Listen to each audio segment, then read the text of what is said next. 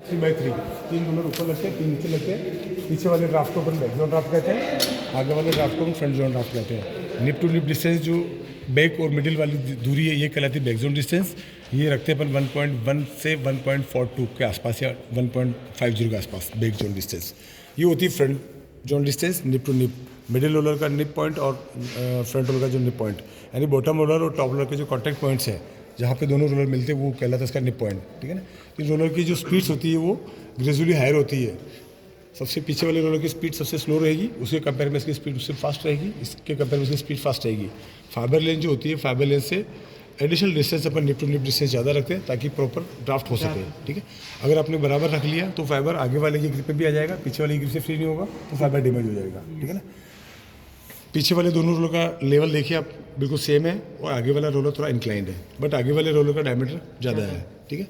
इसमें जो मटेरियल आप फीड कर रहे हो, टाइम ऑफ ड्राफ्टिंग जो भी आपके शॉर्ट फाइबर होते हैं उड़ने वाले, डस्ट वगैरह होती है, तो ये टॉप एंड बॉटम हुड और टॉप हुड क्या इस पूरे यूनिट को कंप्लीटली कवर्ड करके रखते हैं ताकि time of drafting short fibre जो उड़ने वाले होते हैं वो एक तरफ एक्यूमुलेट होकर सेक्शन की तरफ चले जाएंगे। यहाँ पे एक सेक्शन मोटर लगी हुई है, पीछे इसका पूरा मैकेनिज्म देखोगे ना आप, जब दोनों हुड मिलने के बाद में पाइप लगी हुई है, ये पाइप कॉमन पाइप नीचे की तरफ आ रही है, नीचे से आने वाली कनेक्शन इससे हो रखी है और इसकी जो रिटर्न एयर वो बाहर जा रही है। यानी ड्राफ्टिंग के समय उड़ने वाली शॉर्ट फाइबर को एक तरफ हटाने के लिए सक्शन वाली मोटर सक्शन के थ्रू खींचती है। हाँ, ये वाइपर ट्यूब है, जब टाइम ऑफ मशीन रनिंग में रहेगी ये ऐसे नीचे की तरफ रहेगा और जो टॉप रोलर्स होते हैं, टॉप रोलर इधर लगे हुए देखो है ना, कवर्ड बाय सिंथेटिक रबर के होते हैं top rollers. Top and bottom के बीच में जो प्रेशर प्ले होता है वो स्प्रिंग लोडेड होता है। इसके अंदर देखिए ये आर्म लगी हुई है, इसमें साइड में ये नॉब जो आप देख रहे हो ये लगी हुई है, यहाँ पे हेवी स्प्रिंग लगी हुई है। तो जब इसको आप नीचे की तरफ करके प्रेशर अप्लाई करोगे तो बॉटम और टॉप के बीच में जो प्रेशर हाई प्रेशर अप्लाई होता है उसी की वजह से ड्राफ्ट होता है। प्रेशर और रोलर की स्पीड का वेरिएशन उसकी वजह से इसमें ड्राफ्टिंग होती है। Doubling plus drafting is equal to drawing किसे कहते हैं? डबलिंग, यानी पीछे से आप स्लैबर को डबल कर रहे हो, डबल 4 फीट कर रहे हो, 6 कर रहे हो, 8 कर रहे हो, देन उसका खिंचाव कर रहे हो, यूनिट पर लेंथ रिड्यूस कर रहे हो, खींच के पतला बना रहे हो, तो वो कहलाता है ड्राफ्टिंग। इट मीन्स वो होता है ड्राइंग। ये इंचिंग बटन होता है, जब पैसेज बनाते हैं तब तक इस बटन का यूज़ होता है। जब पैसेज कंप्लीट हो गया तब अपन कंटिन्यूस जो वाला बटन होता है इसको प्रेस करेंगे तो ये वाली जो मोटर है 14 से 40 आरपीएम से रन करेगी। जब भी कोई स्लैबर पीछे खत्म हो गया, ब्रेक हो गया, रोलर लेपिंग हो गई है या आपके कैलेंडर रोलर के यहाँ जाम लग गया, उस केस में मशीन रुकेगी, यानी मोटर डायरेक्ट इंडिकेशन मिलता है उसको स्टॉप होने का और वहाँ पे मैग्नेटिक ब्रेक्स लगते हैं, काफ़ी हाई स्पीड से ब्रेक लगते हैं ताकि 1 mm भी आपका डिलीवरी आगे नहीं आए। यानी पीछे अगर आप 8 स्लैब फीड कर रहे हो तो कंटिन्यूस रेगुलरली 8 आने नेसेसरी होते हैं। अगर 8 के बजाय 7 आगे 7 निकल रहे हैं तो आपका हैंग चेंज हो जाएगा।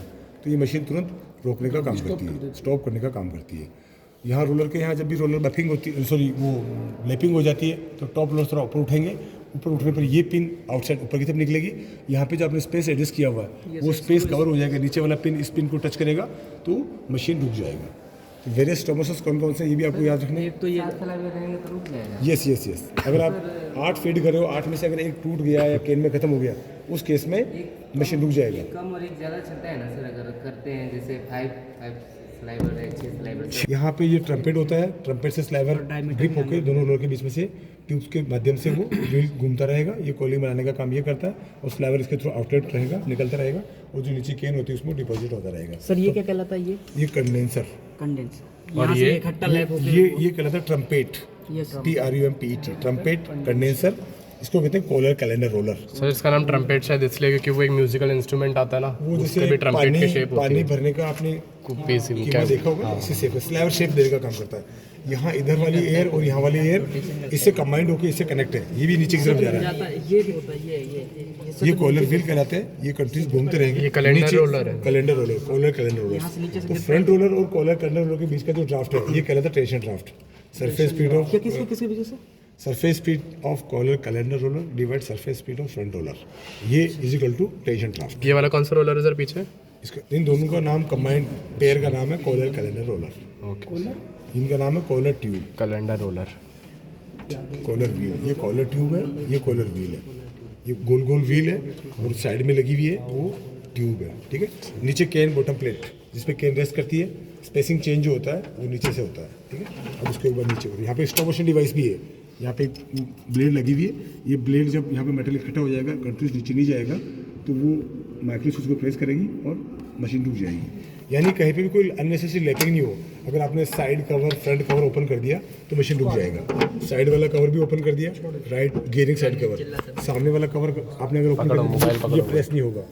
जितने भी सारे लिमिट स्विच लगे हैं ये सारे लिमिट स्विच प्रेस मशीन जो अगर आप चला रहे होते हैं। माधव वो काम करते हुए ये बॉटम रोल की क्लीनिंग का काम ये वाला करता है। देखो इसको जब मैं नीचे कर रहा हूँ ना, यहाँ मैग्नेट लगा हुआ है, ये नीचे चला गया तो यहाँ पे देखो एक प्लास्टिक वाइपर ट्यूब लगी हुई है। ये ट्यूब कंटिन्यूस बॉटम रोलर को टच करती हुई रहती है। यहाँ देखो ये टॉप रोलर लगे हुए हैं, टॉप रोलर के कॉन्टैक्ट में ये वाली ट्यूब रहेगी। ये वाली ट्यूब इसको सरफेस कॉन्टैक्ट को टच करती रहेगी तो शॉर्ट फाइबर कंटिन्यूस क्लीन होते रहेंगे और सक्शन के थ्रू सेपरेट होकर साइड से बाहर निकलते रहेंगे और निकलने वाली क्लीन एयर बाहर निकलती रहेगी पीछे की तरफ से। और जब भी यहाँ किससे बना हुआ है ये synthetic rubber covered by synthetic rubber. Top lower का डायमीटर सेम होता है, बॉटम के डायमीटर वेरिएबल्स होते हैं। ट्रम्पेट का साइज कितना होगा इसमें? ट्रम्पेट डिफरेंट साइज़ के होते हैं, आपको साइज़ के सारे लिखा देंगे। अभी प्रेजेंट में जो लगा हुआ 5x32 का लगा हुआ है, ये आप चाहो ना इसकी आपको सारा एक डिटेल थ्योरी में मिलेगा कि किस हैंग के लिए किस नंबर का होना चाहिए, किस हैंग के लिए फाइन के लिए क्या होना चाहिए, कॉस्ट के लिए। जैसे जैसे आपका फाइनल और कॉस्ट की तरफ चेंजेज डिपेंड करेगी कितने हैंग के लिए कितना नंबर का लगाना सूटेबल है। अगर आप कॉस्ट मटेरियल आ रहा है और आपने फाइन वाला लगा रखा ट्रम्पेट तो वो मुश्किल से निकलेगा, फिर बार जाम लगेगा। तो ये उसके अकॉर्डिंग लगना चाहिए। ये सारी कुछ चीज़ें थ्योरी में आपको सारा डाटा मिल जाएंगे।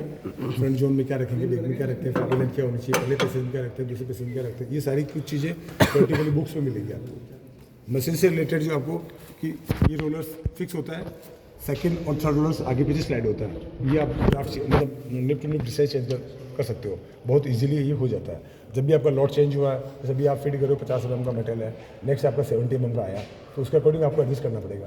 तो रोलर की निप टू निप डिस्टेंस आपको एडजस्ट करनी पड़ेगी, बॉटम के साथ साथ टॉप को भी शिफ्ट करना पड़ेगा। ऐसा नहीं कि सिर्फ बॉटम को कर दिया टॉप को नहीं किया, एक साथ ही होता है।